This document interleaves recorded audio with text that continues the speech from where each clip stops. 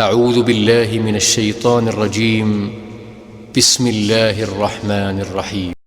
يسألك الناس عن الساعة قل إنما علمها عند الله وما يدريك لعل الساعة تكون قريبا إن الله لعن الكافرين وأعد لهم سعيرا خالدين فيها أبدا لا يجدون وليا ولا نصيرا يوم تقلب وجوههم في النار يقولون يا ليتنا أطعنا الله وأطعنا الرسولا وقالوا ربنا إنا أطعنا سادتنا وكبراءنا فأضلونا السبيلا